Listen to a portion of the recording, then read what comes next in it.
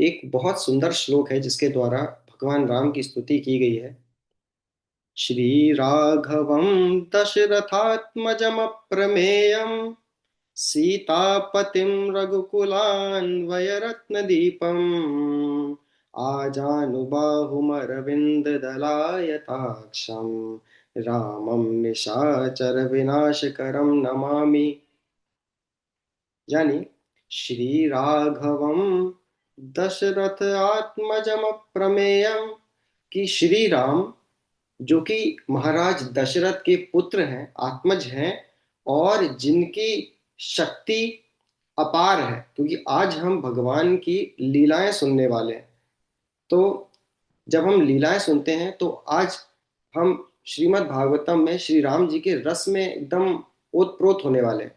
तो उससे पहले ये पता होना जरूरी है कि राम जी साधारण मनुष्य नहीं है, उनके पास अप्रमेय शक्ति है। श्री राघवम दशरथ आत्मजम प्रमेयम सीतापतिम रघुकुलान्वय रत्नदीपम। सीता के पति हैं और रघुकुल के दीपक हैं। आजानुबाहुमरविंद दलायताक्षम, दिखते कैसे हैं? आजानुबाहु, उनकी भुजाएं जो हैं बहुत लंबी हैं, ऑलमोस्ट घुटने तक आती हैं। और अरविंद दलायताक्षम, उनके जो आंखें हैं वो लोटस के पेटल्स की तरह हैं। रामम निशाचर विनाशकरम नमामि, और वो राम जी निशाचर, जो राक्षस हैं, उनका विनाश करते हैं। और ऐसे श्री राम को, ऐसे प्रभु श्री राम को मैं नमस्कार करता हूं। तो आज हम लोग भगवान राम की महिमा को देखेंगे, सुनेंगे श्रीमद् भागवतम से। आप लोग बहुत ऑलरेडी, सब लोग वरिष्ठ हैं, निपुण होंगे, रामायण से परिचित होंगे भली भांति।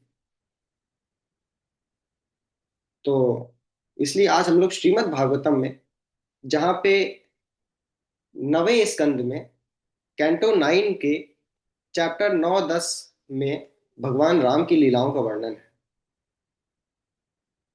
तो हम, आपने वो वाला श्लोक सुना होगा, एक श्लोकी रामायण।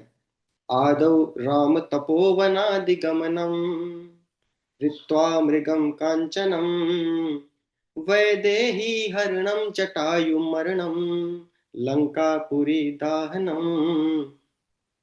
वो भी एक श्लोकी रामायण है, लेकिन श्रीमद् भागवतम में भी एक श्लोकी रामायण का वर्णन किया गया है, जो कि और वंडरफुल श्लोक है, बहुत ही सुंदर श्लोक है।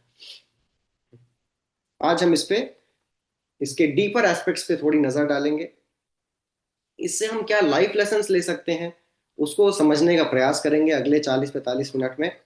तो बहुत ही ध्यान से हमको इसमें पार्टिसिपेट करना है। Ramayana in one verse, Shrimad Bhagavatam canto 9 chapter 10 text number 4, on the special occasion of the appearance day of our beloved Lord Shri Ram.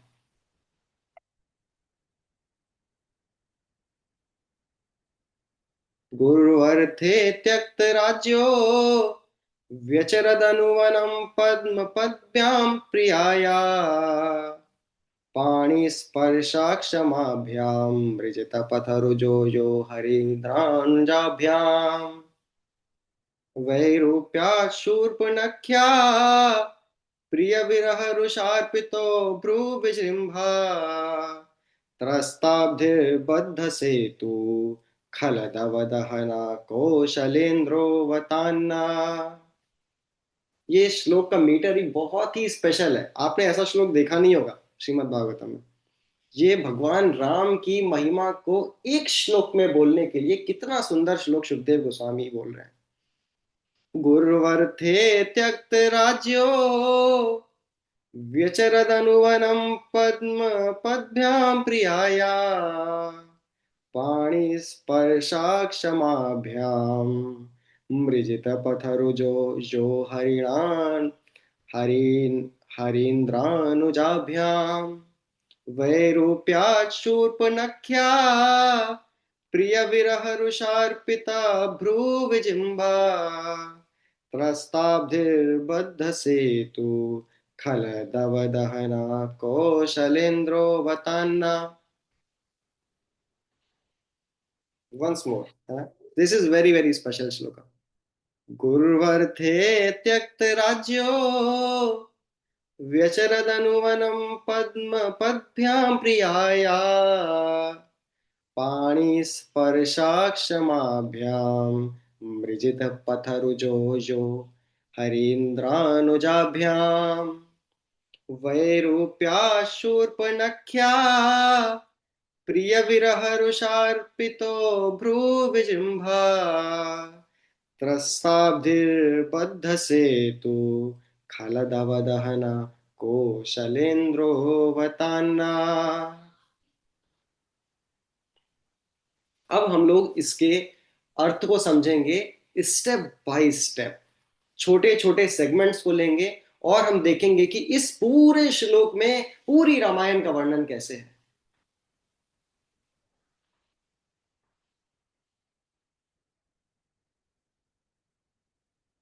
तो पहला सेगमेंट लेते हैं. गुरु अर्थे त्यक्त राज्यो. गुरु अर्थे त्यक्त राज्यो. यहां पे हम मीनिंग देख सकते हैं, सिनोनिम श्रील प्रभुपाद ने दिए हैं. गुरु अर्थे, for the sake of keeping the promise of his father, त्यक्त राज्यम, giving up the position of king. बस केवल इतना अभी देखेंगे ना, ठीक. गुरुवर्थे त्यक्त राज्यो. इसमें गुरु अर्थे त्यक्त राज्यो. तो गुरु शब्द के भी बहुत सारे मीनिंग होते हैं संस्कृत में.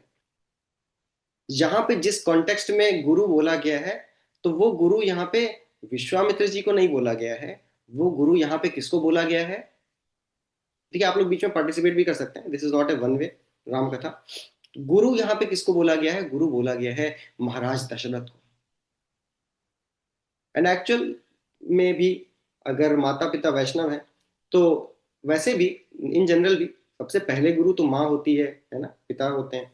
तो इस सेंस में बोला गया है गुरु महाराज दशरथ को. गुरु अर्थे दशरथ महाराज के आदेश पर गुरु अर्थे त्यक्त राज्यो. क्या त्याग कर दिया? राज्य का त्याग कर दिया श्री राम ने. देखिए, ये बात सुनने में बहुत साधारण लगती है. अभी हम इसकी थोड़ी गहराई में जाते हैं. एक मुहूर्त तय किया गया था. एक दिन पहले मुहूर्त निकाला गया था कि कल पूरे अवध के जो प्राण धन है, जो सबसे प्रिय हैं, प्रभु श्री राम, कल उनका राज्याभिषेक होने वाला है, पट्टाभिषेकम होने वाला है. और उसके लिए एक मुहूर्त निकाला गया था कि इस मुहूर्त में भगवान, ये मुहूर्त सारे ग्रह अनुकूल हैं और हर किसी की यूनानिमसली सहमति है कि प्रभु श्री राम का राज्याभिषेक हो. तो एक मुहूर्त निकाला गया. और वहीं एक दिन पहले एक कहानी में थोड़ा सा टर्न आ जाता है, ट्विस्ट आ जाता है. कैकेयी ने कैकेयी के पास दो वरदान ड्यू थे जो कि वो मांग सकती थी महाराज दशरथ से कभी भी. और उन्होंने उस अपॉर्चुनिटी को लिया और महाराज दशरथ से दो वरदान मांगे.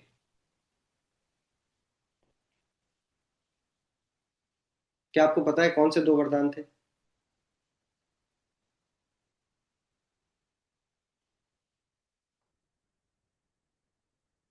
पहला वरदान था कि भरत को राजगद्दी. और दूसरा वरदान था राम को 14 वर्ष का वनवास. ठीक है, भरत को राजगद्दी दिलानी है, उसमें कोई आपत्ति नहीं है दशरथ जी को. लेकिन राम को रहने दीजिए ना. राम को वनवास क्यों देना है? तो कैकेयी ने ये दो वरदान मांगे कि भरत को राजगद्दी और राम को 14 वर्ष का वनवास। और जैसे ही ये दशरथ जी ने सुना, वो अंदर से पूरी तरीके से टूट गए। लेकिन फिर भी, क्योंकि रघुकुल रीति है, प्राण जाए पर वचन ना जाए, तो उनको तो उसका पालन करना ही था।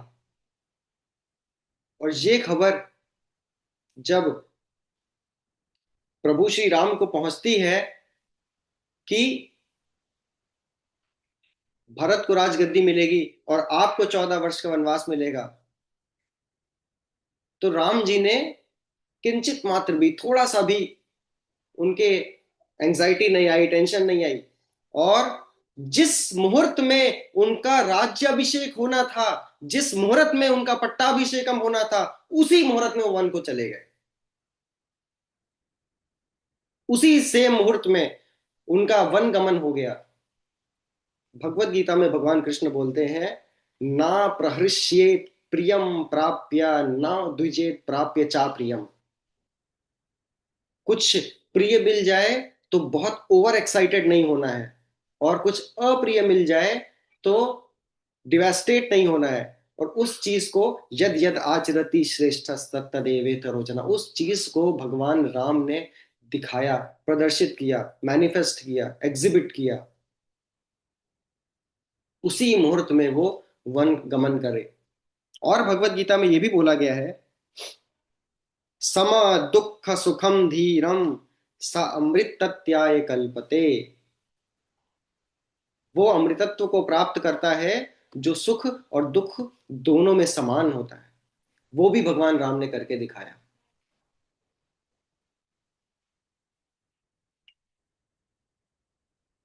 और जो दूसरा वरदान था कि भरत को राजगद्दी, तो इससे हमें यह सीखने को मिलता है कि कैकेयी चाहती थी कि उनको, उनके पुत्र भरत को अटेंशन मिले, फैसिलिटीज मिले, उनको स्पॉटलाइट मिले। लेकिन जो वैष्णव होते हैं ना, वो इन सब से दूर रहना चाहते हैं, वो ये नहीं चाहते। तो over a period of time हमको इस चीज में मैच्योर होना है, to see yes in their no and to see no in their yes. वैष्णवों का मूड क्या है वो समझना। अगर केकेई ने श्री भरत जी का मूड, उनके भाव को समझा होता, तो वो कभी ऐसा निर्णय ना लेती, क्योंकि भरत का भाव तो दासत्व का भाव है। भरत तो कभी नहीं चाहते कि राम जी को साइड करके स्पॉटलाइट में रहना, अटेंशन पाना, नहीं। इसलिए हमें वैष्णवों के मूड को ग्रहण करना चाहिए, उनके भाव को ग्रहण करना चाहिए। लेकिन कई कई वैष्णव के भाव को ग्रहण नहीं कर पाई, because she was thoroughly contaminated by the ill advices of Manthara. Manthara ने उनके अंदर ऐसे उनको मंत्रणा दी कि उनका हृदय बहुत दूषित हो गया। और फिर क्या सही है क्या नहीं सही है वो नहीं देख पाई। और जब कोई ऐसे असत्संग करता है, then he is prone to be hated by everyone. और उसका परिणाम क्या हुआ? क्या भरत जी बहुत खुश हुए कि मैया आपने बहुत अच्छा काम किया? नहीं, भरत जी ने उनका त्याग कर दिया। समस्त अवधवासियों ने कैकेयी का त्याग कर दिया। 100% लोगों ने, सबने कैकेयी का त्याग कर दिया, एक्सेप्ट वन। कौन? लक्ष्मण जी ने त्याग कर दिया कैकेयी का, भरत जी ने त्याग कर दिया, दशरथ जी ने कर दिया, अवध के एक एक वासी ने उन पे लांछनें लगाई, सिवाय एक पर्सनैलिटी के। And who was that? Shri भगवान रामचंद्र। राम। श्री राम। तो ये है भगवान राम का स्वरूप। तो अगर हम असत्संग करते हैं, इल एडवाइस लेते हैं, तो हम वैष्णवों का मूड नहीं समझ सकते कभी। और ultimately we will be hated by everyone. हम कोई सुख नहीं प्राप्त कर सकते, हम नफरत प्राप्त करेंगे। गुरुवर्थे त्यक्त राज्यो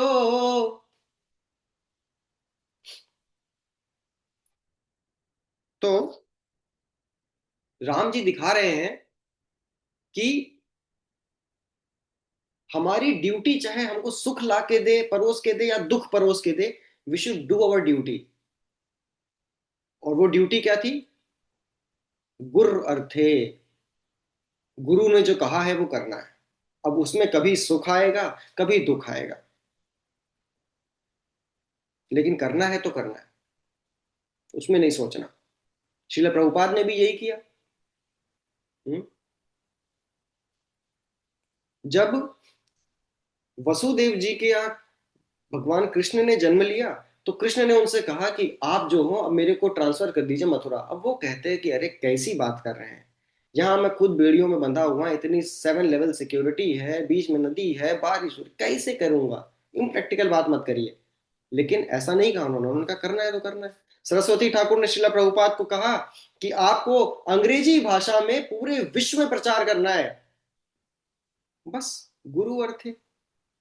उन्होंने, गुरु ने कह दिया त्यक्त राज्य, सारा business, family, society, friendship, love सब प्रभुपाद ने छोड़ दिया। We should also take inspiration कि एटलीस्ट हमारी साधना और सेवा में हमको इतना डिटरमाइंड होना है कि चाहे सुख आए चाहे दुख आए, हमें फर्क नहीं पड़ना चाहिए। We should be determined to move on that part, on that path.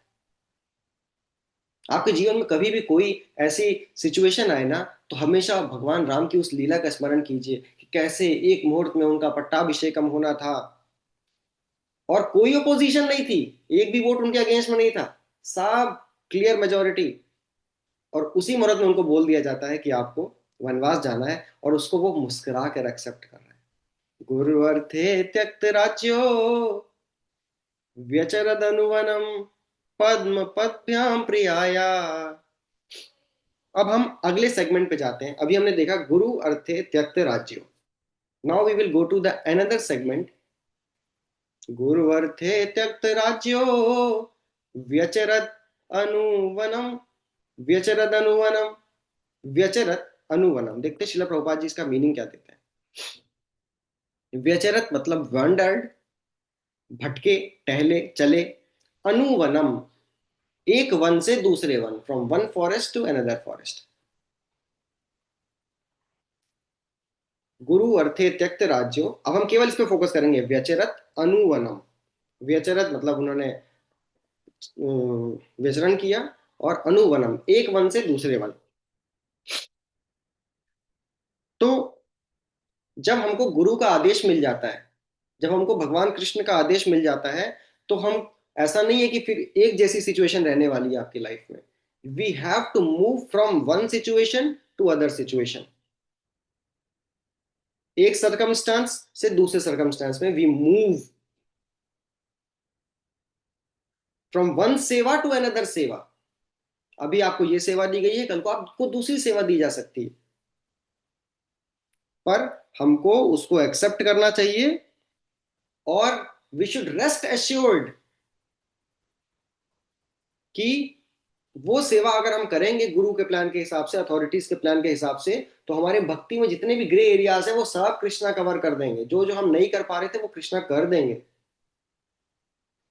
जो हम नहीं कर पा रहे थे पहले, कृष्णा ने सिचुएशन चेंज की, हमें लग रहा है कैसे होगा कैसे होगा, कृष्णा वो सारी चीजें करवा देंगे जो हम नहीं कर पा रहे थे।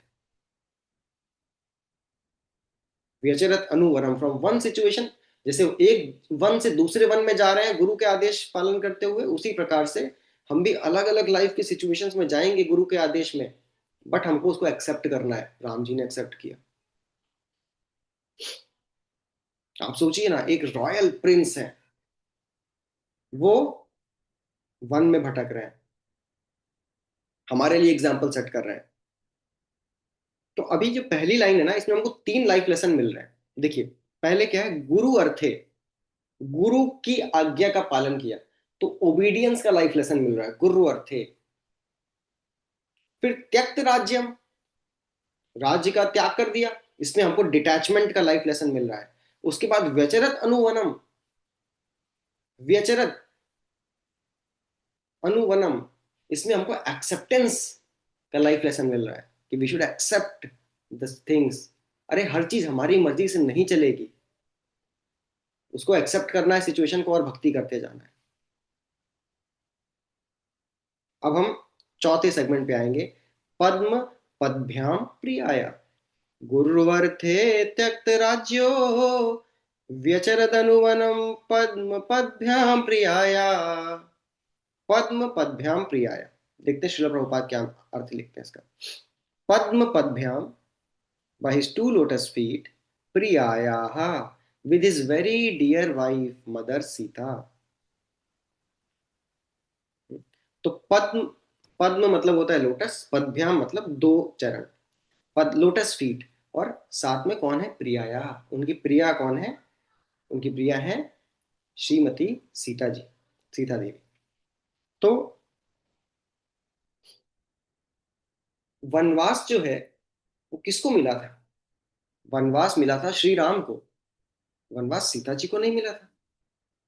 लेकिन सीता जी प्रभु राम के साथ रहती। जब राम जी कहते हैं कि मैं जा रहा हूं बस, जैसे आप कहते हैं ना बस 10 मिनट में आया, तो वो कहते हैं कि मैं बस 14 वर्ष करके आता हूँ, जल्दी से आप यहाँ पे आराम से रहिए, हमारा नया नया विवाह हुआ है, आप यहाँ से रहिए आराम से। तो आप कहाँ पे वन में जाएंगी?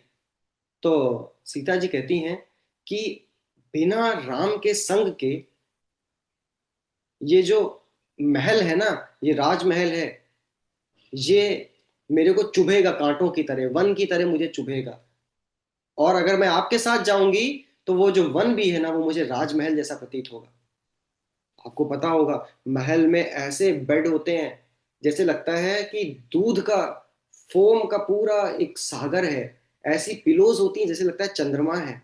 ऐसे खंबे होते हैं जैसे लगता है एमरल्ड्स, पर्ल्स। चेयर जो होती है वो आइवरी की होती है। इस लेवल की सुविधा है वहां पे। आपके चरणों को कभी जमीन पर नहीं पड़ने दिया जाएगा, ये सुविधा है।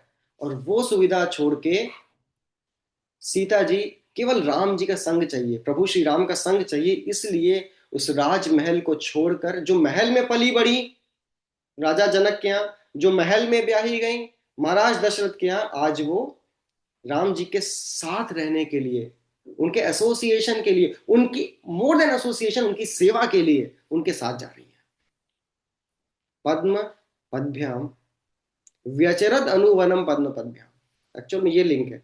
व्यचरत, वो व्यचरण कर रहे हैं, अनुवनम एक वन से दूसरे वन, पद्म पद्भ्याम, उनके चरणों के बारे में अभी क्वालिटी बताई जाएगी। पद्म पद्भ्याम, उनके जो चरण है लोटस की तरह सॉफ्ट हैं, और अपने साथ में कोस को रखे हैं प्रियाया, सीता जी को। तो भगवान के साथ रहना में जरूरी नहीं है, इसमें लाइफ लेसन ये है कि भगवान के साथ रहना है हमको, इसमें जरूरी नहीं है कि हरदम मजा आता रहेगा, हरदम अच्छा अच्छा फील गुड होगा। नहीं, कभी कभी टेस्ट आएंगे, कभी इनकन्वीनियंस होगी, ट्रिबुलेशंस होंगी, ऑस्टेरिटीज आएंगी, लेकिन हमको भगवान का साथ मेंटेन करना है। फैसिलिटीज को चूज नहीं करना है, भगवान के साथ को चूज करना है। अगर भगवान ही नहीं है तो फैसिलिटीज का क्या करेंगे, और अगर भगवान साथ में है तो फैसिलिटीज का क्या करेंगे? आराध्य तो यदि हरिस्तपसा तथा किम, नाराध्य तो यदि हरिस्तपसा तथा किम। गुरुवर्थे त्यक्त राज्यो व्यचरद अनुवनम पद्म पद्भ्याम प्रियाया पाणी स्पर्शाक्षमाभ्याम, पाणी स्पर्शाक्षमाभ्याम। इसका मतलब देखते हैं, फिफ्थ सेगमेंट, पाणी स्पर्शाक्षमाभ्याम। देखते हैं श्री प्रभुपाद क्या लिखते हैं। पाणी स्पर्श अक्षमाभ्याम, which were so delicate that they were unable to bear even the touch of Sita's palm। ये किसकी क्वालिटी बताई जा रही है? भगवान के चरणों की क्वालिटी बताई जा रही है। भगवान राम के जो चरण कमल हैं उनकी क्वालिटी क्या है? उनकी क्वालिटी ये है कि पद्म पद्भ्याम, जो उनके चरण कमल है, प्रियाया पाणी, प्रियाया कौन? सीता जी। सीता जी के पाणी, पाणी मतलब हाथ होता है, आपने सुना होगा पाणी ग्रहण संस्कार, हाथ में हाथ रख देते हैं, पाणी ग्रहण। हम्म? तो प्रियाया पाणी यानी सीता मैया के जो हाथ हैं उनके स्पर्श से, प्रियाया पाणी स्पर्श अक्षम, अक्षमाभ्याम। आपने सुना है एक वर्ड होता है सक्षम, सक्षम शब्द का अर्थ क्या होता है?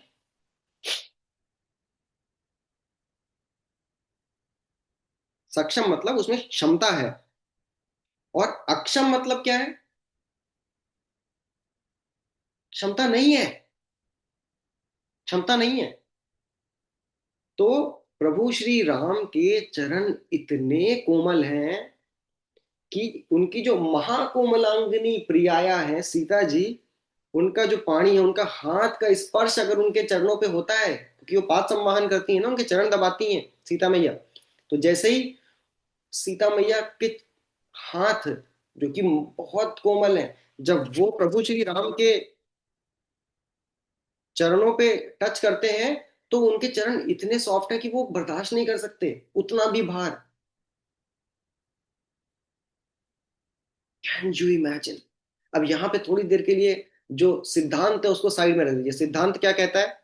सिद्धांत तो कहता है, श्री राघवम दशरथ आत्मजम प्रमेयम सीतापतिम रघुकुलान्वय रत्न दीपम आजानुबाहुमरविंद दलायताक्षम रामम निशाचर विनाशकरम नमामि। सिद्धांत तो ये कहता है कि वो अप्रमेय शक्ति रखते हैं, लेकिन अभी जब रसिक बातें होती है ना, तो सिद्धांत को साइड रख दिया जाता है। उनके चरण इतने कोमल हैं कि आपने देखा होगा, जैसे न्यू बॉर्न बेबी होता है ना, न्यू बॉर्न बेबी इतना डेलिकेट, इतना सॉफ्ट, इतना कोमल कि आप हल्का सा छुएंगे तो उसके लाल पड़ जाता है। तो सीता जी के जो बहुत कोमल हाथ है, वो उनके चरणों पे स्पर्श करते हैं तो उनके चरण में निशान बन जाते हैं। इतने सॉफ्ट चरण कमल है। और वो चरण कहाँ पे जा रहे हैं? वो चरण जा रहे हैं व्यचरद अनुवनम। एक वन से दूसरे वन भ्रमण कर रहे हैं वो भगवान। और ये बात सुन के ना, अवध का एक एक वासी रो रहा है। महाराज दशरथ की रानियां रो रही हैं, भरत जी सोच के रो रहे हैं, लक्ष्मण जी देख के रो रहे हैं।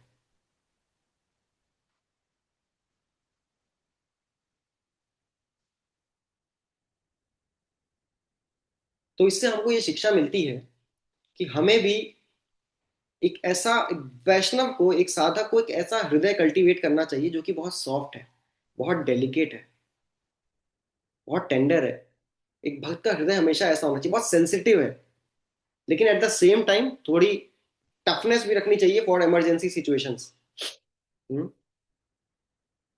जैसे कि भगवान राम ने प्रदर्शित किया, गुरुवर थे त्यक्त राज्यो, कि जब राज्य छीनने की बात आई तो उनको कुछ अंतर नहीं पड़ा। तो वो इक्वानिमिटी वाली टफनेस भी रखनी है, और साथ में एक वैष्णव वाला हृदय रखना है, ताकि इन रसिक सब्जेक्ट मैटर, श्रीमद् भागवतम के इस रसिक सब्जेक्ट मैटर को का आस्वादन कर सके। वरना अगर बहुत इसमें रहेंगे कि नहीं मैं तो बहुत लॉजिकल हूँ, लॉजिकल हूँ, लॉजिकल हूँ, तो आप कभी भी प्रेम का आस्वादन नहीं कर पाएंगे। जो बहुत लॉजिकल लोग हैं ना, वो प्रेम का आस्वादन नहीं कर पाते। अब देखिए माँ अपने बच्चे से कैसे बात करती है, अरे बेटा, हल्का सा बच्चा ऐसे कर देगा, गिरने का एक्टिंग करेंगे। तो लॉजिक तो नहीं कहता, ये लॉजिक तो कहता है कि उसमें तो बहुत कम फोर्स लगा, तो हमें तो अंतर नहीं पड़ना चाहिए। तो ऐसे तो आप नहीं कर सकते ना प्रेम। तो जहां पे थोड़ा लॉजिक को साइड रखना है, ये भगवान की दिव्य लीला का रस है।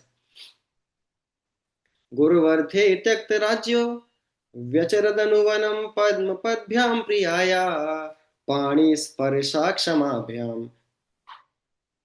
उसके बाद तो अब देखिए इसमें क्या है कि सारे अवधवासी ये सोच के रो रहे हैं कि वो प्रभु श्री राम वन में जा रहे हैं जिनके चरण इतने सॉफ्ट हैं। Same happened in Krishna Leela, and same happened in Gauri Leela also. Krishna Leela में कैसे होता है? कृष्ण लीला में कैसे होता है? अरे प्रभु, ये किसी ने बोला कर दिया इस पे। तो कृष्ण लीला में कैसे होता है? जब भगवान गोचारण करने जाते हैं तो गोपियां क्या गाती हैं? अटति भवान अहानि काननम त्रुटिर्युगायते त्वामपश्यता।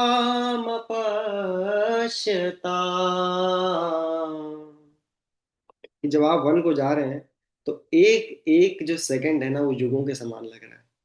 आपके कोमल चरण कैसे उस वन में जा रहे हैं।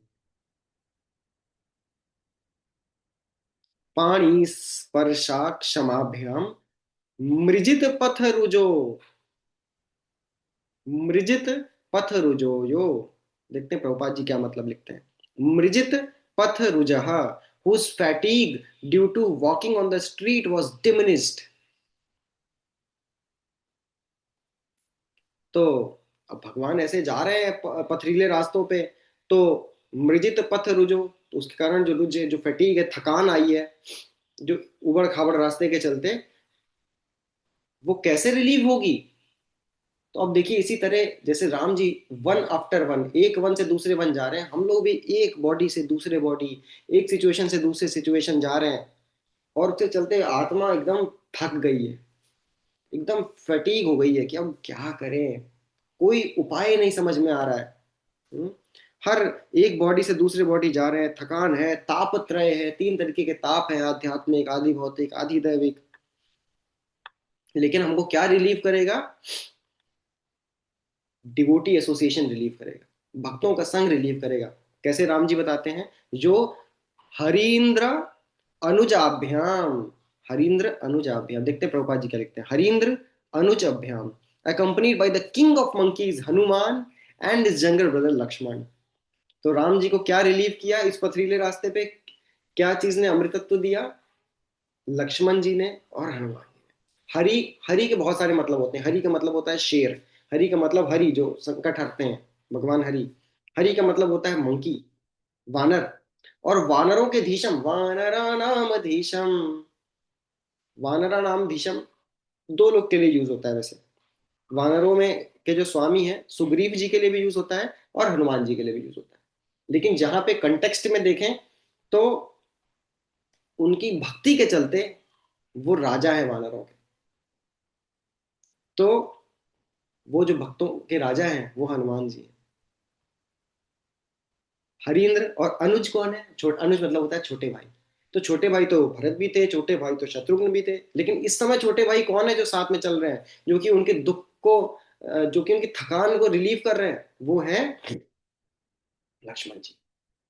उसमें भी आप देखें तो राम जी की डायरेक्ट सेवा कर रहे हैं लक्ष्मण जी, लेकिन उन दोनों की सेवा कर रहे हैं हनुमान जी। तभी तो हम देखते हैं कि हनुमान जी कंधे पर दो वीर बिठा कर चले वीर Hanuman, this some song like that. तो कंधे पर उन्होंने बैठा रखा है, एक तरफ राम को, एक तरफ लक्ष्मण को, और चल रहे हैं ताकि उनके जो कोमल चरण है वो धरती पे ना पड़े। तो ये हनुमान जी की सेवा, हनुमान जी वैरायटी ऑफ सेवा कर रहे हैं, वैरायटी ऑफ सेवा कर रहे हैं पूरी रामायण में। अभी हम आएंगे उस टॉपिक पे। तो इस तरीके से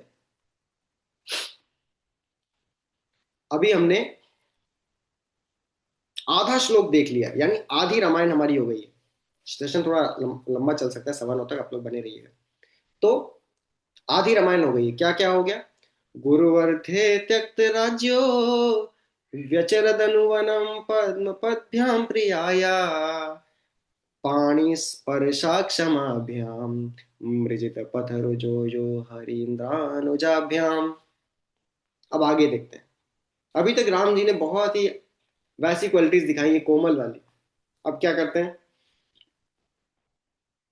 अभी हमने देखा कि राम जी का एक बहुत सेलिब्रेटेड प्रिंस हैं, लेकिन उनको वो हो गया कि उनको राज्याभिषेक के दिन उनको वन जाना पड़ा। उसके बाद वो वन में भटक रहे हैं। उसके बाद उनके चरण कितने कोमल है, उस क्वालिटी हमने देखी। और उनकी थकान को कौन मिटा रहे हैं? हनुमान जी और लक्ष्मण जी। अब क्या होता है? वैरूप्या शूर्पणख्या, वैरूप्या शूर्पणख्या, क्या मतलब बताते हैं प्रभुपाद जी? वैरूप्यात मतलब बिकॉज ऑफ बीइंग डिसफिगर्ड, विरूप कर दिया, जो रूप था उसका रूप बिगाड़ दिया, चेहरा बिगाड़ दिया। शूर्पणख्या, किसका? ऑफ द राक्षसी डिमोनस नेम शूर्पणखा, शूर्पणखा का। तो शूर्पणखा भगवान राम से विवाह करना चाहती थी। अरे तो इसमें क्या बुराई है? वो तो दंडकारण्य के 16,000 ऋषि भी तो करना चाहते थे, उसमें क्या बुराई है? लेकिन वो तो ब्रज में हर एक गोपी कृष्ण के साथ रहना चाहती, तो उसमें बुराई क्या है? बुराई ये है कि ये अपने सेंस प्लेजर के लिए, अपने सेंस ग्रेटिफिकेशन के लिए, अपनी इंद्रिय तृप्ति के लिए राम जी को अप्रोच की थी। अब राम जी ने कहा कि मैंने तो एक पत्नी व्रत लिया हुआ है, तो आप लक्ष्मण को बात करिए।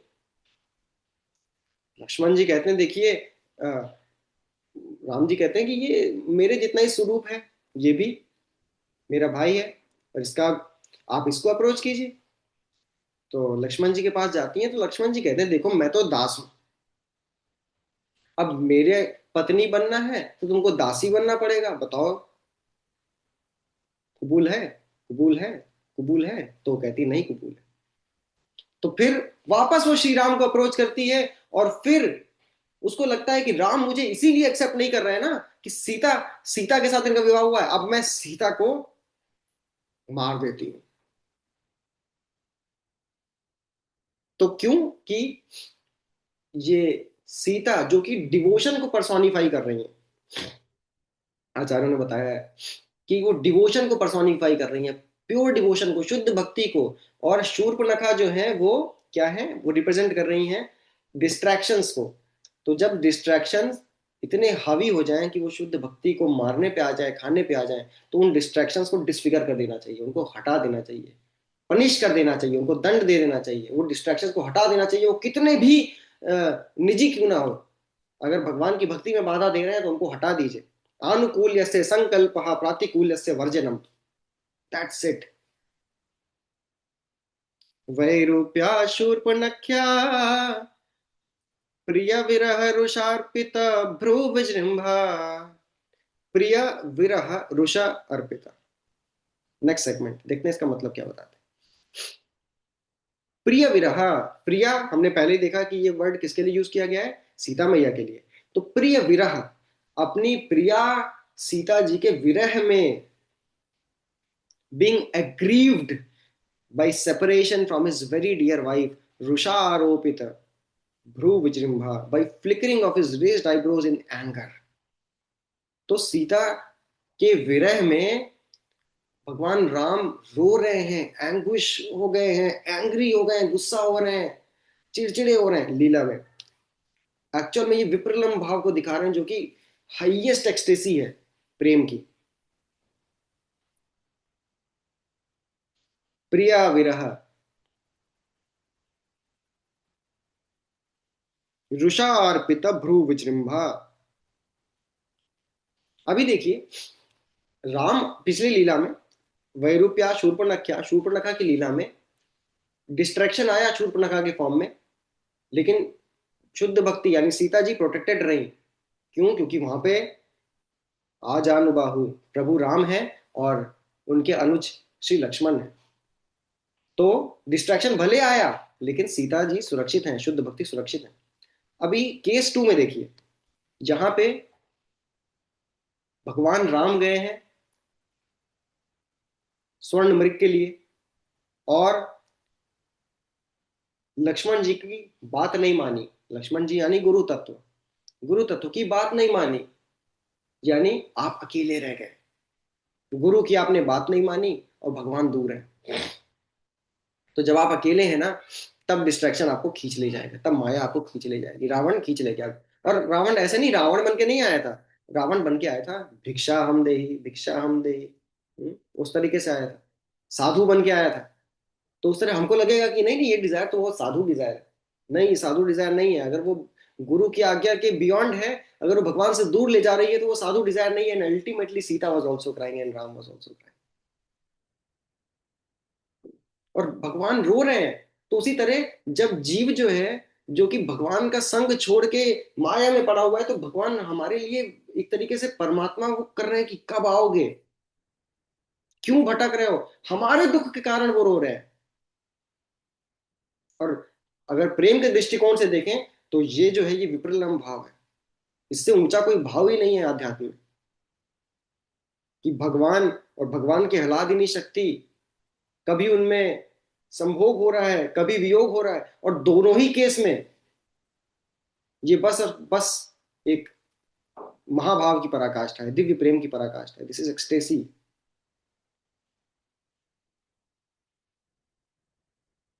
और अब क्या राम जी केवल रो ही रहे हैं या कुछ एक्शन भी लिया उन्होंने? अगले उसमें देखते हैं।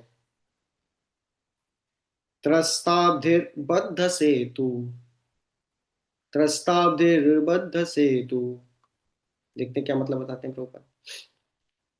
त्रस्त मतलब fearing, abdhi the ocean, बद्ध सेतु one who constructed a bridge over the ocean। तो त्रस्त अवधि यानी अवधि, अवधि मतलब होता है समुद्र। समुद्र को भगवान ने त्रस्त कर दिया, डरा दिया। क्यों? क्योंकि प्रिय विरह रुषा अर्पित ब्रू विजृंभा, वो अपने प्रिया के विरह में उनसे एक तो रिक्वेस्ट कर रहे हैं कि समुद्र देव हमको रास्ता दीजिए, हमको उस पार जाना है। क्यों? क्योंकि हनुमान जी की सहायता से ये पता लग गया कि मैया सीता उस पार है समुद्र के, लंका में। अब समुद्र को पार करना है, तो भगवान तो सर्वशक्तिमान है, लेकिन फिर भी वो समुद्र के आगे हाथ जोड़ रहे हैं, प्रार्थना कर रहे हैं। एक दिन हो गया, 2 दिन हो गया, जब 3 दिन हो गए तो उनका गुस्सा इतना ज्यादा हो गया कि उन्होंने बाण का अनुसंधान कर दिया। और केवल बाण का अनुसंधान करने से जो जलचर थे समुद्र के, वो जलने लगे। ऐसा लगा कि अर्थक्वेक आ रहा है समुद्र के अंदर। तब समुद्र देव आए, डर गए। तब उन्होंने बोला कि देखिए, आपके कीर्ति का वर्धन होगा, आप इस पे नल नील की सहायता से एक सेतु बांध दीजिए। त्रस्ताब्धिर्बद्ध सेतु, और उन्होंने सेतु बांध दिया। फिर क्या हुआ? खल दव दहन, खल दव दहन, देखते हैं इसका मीनिंग क्या प्रभुपाद बताते हैं। खल, खल मतलब होता है विलेन। दव मतलब दावानल सुना होगा, फॉरेस्ट फायर। दहन जैसे फॉरेस्ट फायर होती। तो killer of envious persons like Ravana, like a fire devouring a forest. तो त्रस्ताब्धिर्बद्ध सेतु खल दव दहनः, खल दव दहनः, यानी जितने भी विलेंस थे, एनवियस लोग थे, जो कि भगवान राम से एनवियस थे, खल, वो कैसे जल के राख हो गए? जैसे एक दावाग्नि में, फॉरेस्ट फायर में एक एक पेड़ जो है, दे बर्न टू एशेस, राख राख हो जाते हैं जैसे एक एक वृक्ष। और जंगल के जो पशु हैं, उसी प्रकार ये जो एनवियस पशु समान लोग थे, जो भगवान राम से द्वेष रखते थे, जैसे कि रावण, कुंभकर्ण, मेघनाथ इत्यादि, ये सब के सब क्या हो गए? ये सब के सब, इनका कुल के समेत नाश हो गया।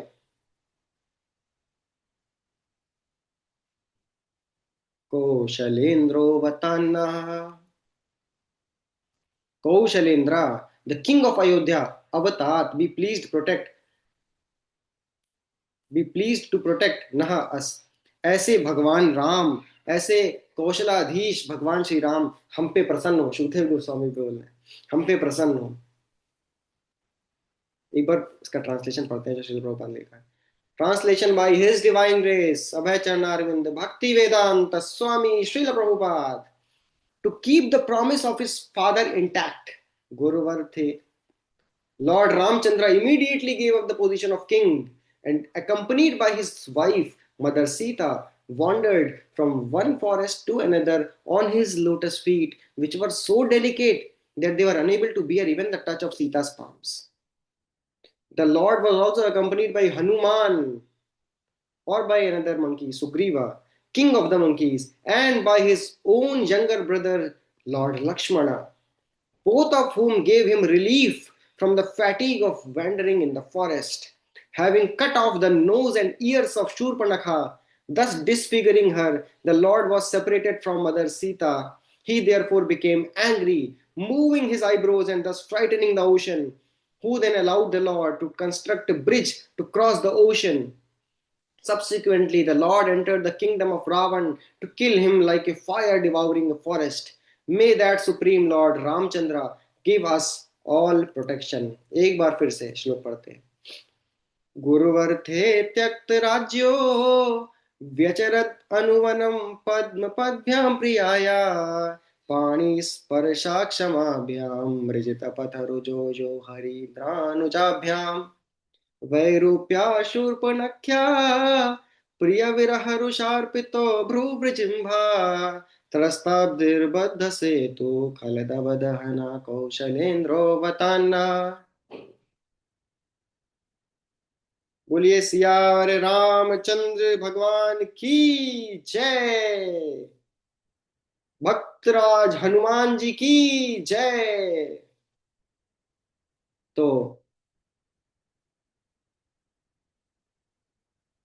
इसी के साथ हमने आज ये राम कथा में देखा कि एक श्लोक में संपूर्ण रामायण।